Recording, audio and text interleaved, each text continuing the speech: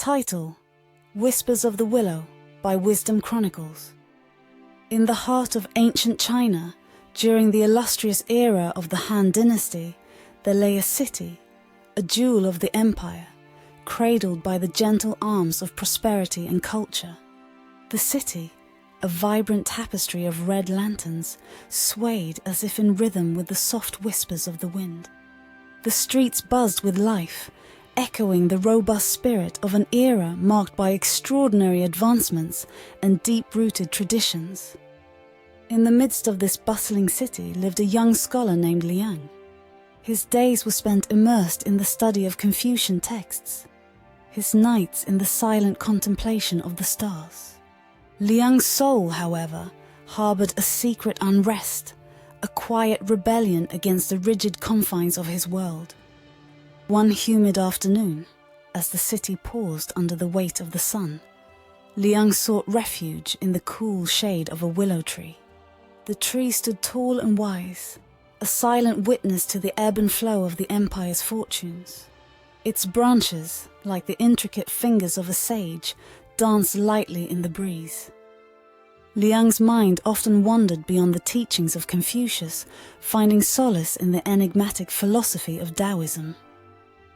It was here, under the willow, that he pondered the teachings of Laozi, his thoughts as fluid as the river that wound its way through the city.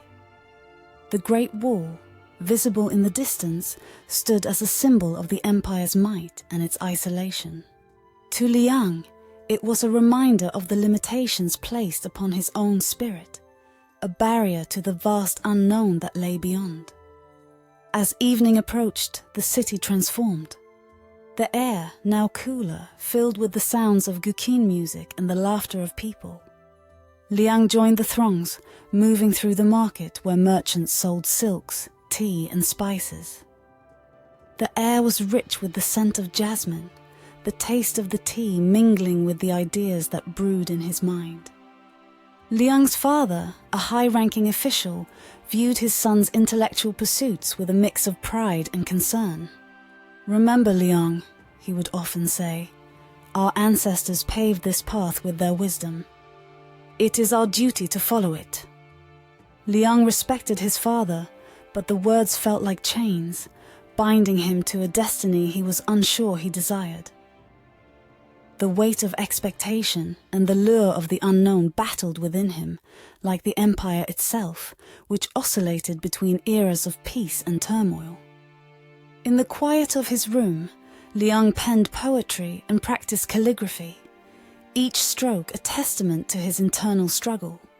His room overlooked a lush garden, where peonies and chrysanthemums bloomed in abundance, their beauty a sharp contrast to the simple life of the peasants who toiled in the rice fields beyond. Whispers of corruption within the imperial bureaucracy reached Liang's ears, intertwining with his own doubts about the societal structures that governed his life. Rumors of peasant unrest stirred in the undercurrents of the city's vibrant life, like a quiet storm brewing on the horizon. One evening, during the Festival of Lanterns, Liang met a Taoist monk, an enigmatic figure who spoke of a world beyond the rigid structures of society. "True understanding," the monk said, "comes from harmony with the Tao, not blind adherence to tradition." These words struck a chord in Liang, echoing his own hidden thoughts. The monk's presence was like a key unlocking the doors of perception, allowing Liang to glimpse a reality unbound by the confines of his upbringing. The monk, sensing the young scholar's turmoil, shared insights about the interconnectedness of all things, the impermanence of the material world, and the illusion of societal constructs. These late-night discussions under the moonlit sky were a balm to Liang's restless spirit. Meanwhile, the city continued its dance of prosperity and struggle. Innovations like papermaking and water-powered mills marked the empire's technological prowess, yet the gap between the elite and the common folk widened. Liang's journey of self-discovery was a microcosm of the greater shifts occurring within the empire. His heart, torn between duty and desire, mirrored the empire's oscillation between strength and vulnerability. One fateful night, as Liang walked through the garden, he came upon a scene that would forever alter his path.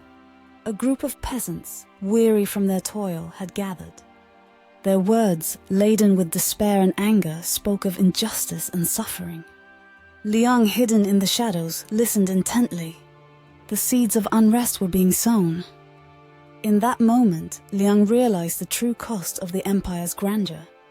The Great Wall, which he had once viewed as a symbol of strength, now seemed a barrier to understanding the plight of those beyond its reach. Torn between his upbringing and his newfound awareness, Liang faced a crossroads. The teachings of Confucius, which had guided him throughout his life, now seemed incomplete without the balance of Taoist wisdom. The harmony he sought lay not in adherence to one philosophy, but in the understanding that all paths were interconnected. The following days saw Liang penning a treatise, a bold synthesis of Confucian and Taoist thought. He proposed a society where rigid structures were softened by an understanding of the natural world, where duty was balanced with spontaneity, and where the rigid class system was questioned in the light of a more holistic worldview. As he wrote, the city outside continued its timeless dance, unaware of the transformation occurring within the walls of Liang's room. The scholar's journey was not just a personal quest for truth, but a reflection of a civilization at the brink of change. In the heart of the Han Dynasty, under the watchful gaze of red lanterns and the eternal wisdom of the willow tree, Liang's story unfolded, a single thread in the rich tapestry of history. His voice, once a mere whisper under the willow, grew into a chorus that echoed through the annals of time, a testament to the enduring search for harmony and understanding in an ever-changing world.